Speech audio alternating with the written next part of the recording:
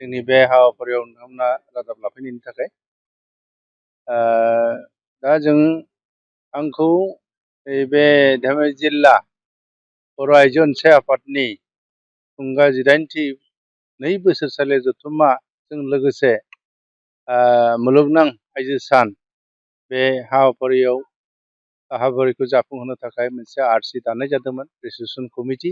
बे रिसेपसन कमिटिनिनो आंखौ आफादगिरि हिसाबै बिथांमोना सायख'नानै होयो आरो नेहाथारि हिसाबै आरसिनि नेहाथारि हिसाबै सनसिं ब्रह्म बिथांखौ लानाय जादों।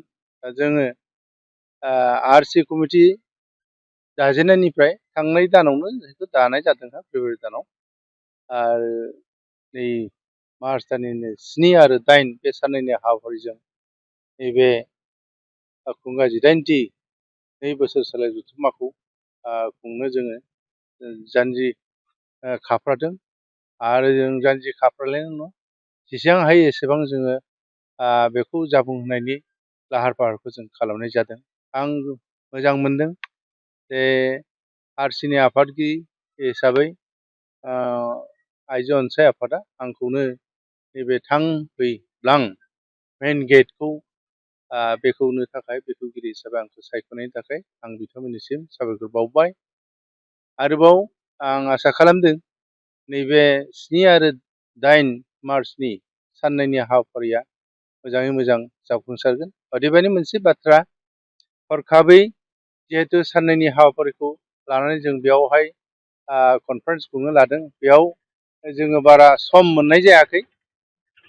जिहेतु मोनसे आफादनि कनफारेन्सखौ मोजाङै जाफुंहोनोबा मोजां मोनसे सम नांगौ, मानोना रां राहानि खोथा थायो, गोबांथार बिदि रां खेन्दा कालेक्सन खालामनायनि बाथ्राबो फैयो।